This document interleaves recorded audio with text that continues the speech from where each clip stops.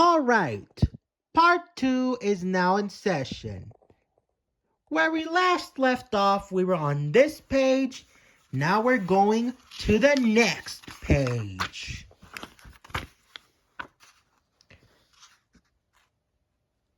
Back on the ship, the three explorers sang, "We're going to explore where no one's ever been before.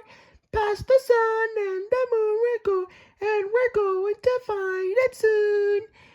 We'll pass the farthest star if we have to go that far. Sing hey ho hey, and anchors away." Before long, Tyrone spotted a distant island. "Explorer Uniqua," he called out. "That looks like the Lost Island." "Is the Lost Island a place no one has ever been before?" Uniqua asked eagerly. "No, it's just an island where I got lost once," Tyrone replied.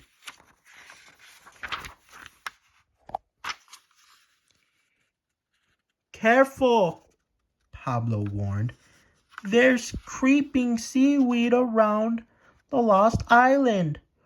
"What does creeping seaweed do?" Uniqua asked. "It creeps up on you and grabs your ship and never lets go," Pablo explained. As the explorers talked, their boat drifted closer and closer to the lost island. Suddenly, Uniqua looked over her shoulder. "Oh no!" she gasped. "Creeping seaweed! Now what do we do?"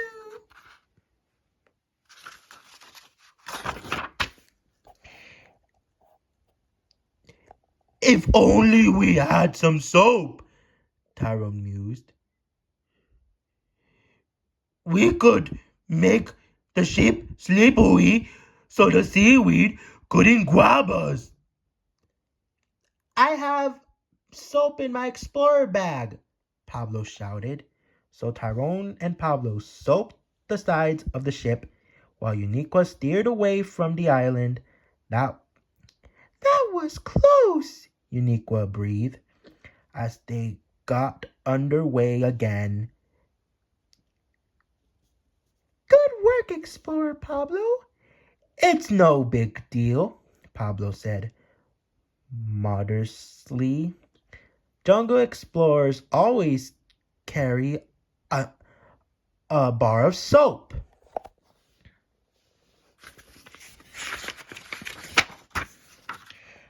The three explorers sailed on until they passed the last star in the sky.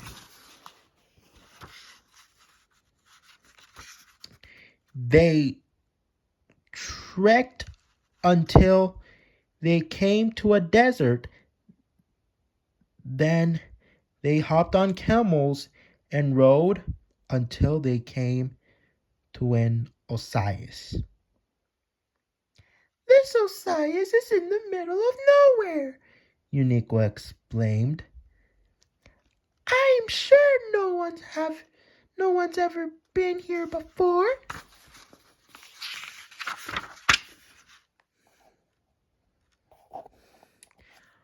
But before they could plant Uniqua's flag, a voice called out, "Hey! What are you doing on my Osiris?" "Your Osiris?" Uniqua repeated. "Sure. Excuse me.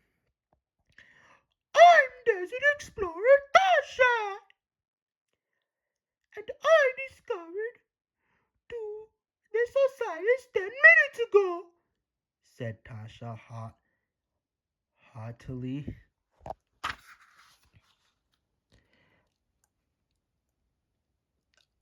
I guess we'll have to keep exploring, said Tyrone. But Uniqua shook her head. We've sailed to the end of the map. We're never going to find a place where no one's ever been before. I'm going home, she said. We'll come with you, Tasha said sympathetically. Something like that. Anyways. So the four explorers returned to the ship. They sailed and sailed until they landed back where Uniqua began. For a while, the group stopped to rest. I'm sorry you didn't find what you were looking for, said Pablo. At least you found three friends, Tasha added brightly. Just then, Uniqua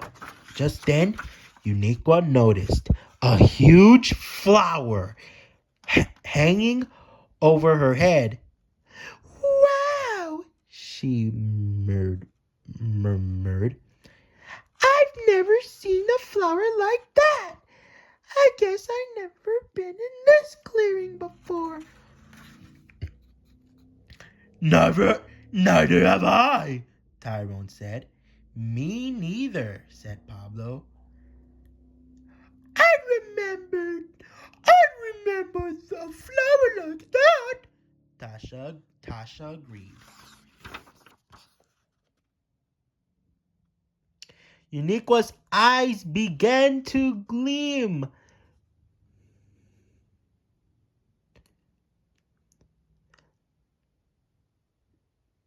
Wait, if we've never been here before, I bet no one's ever been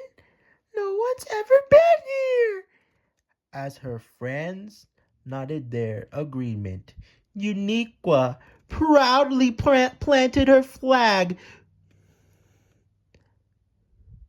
Good work, Explorer Uniqua, Pablo cheered.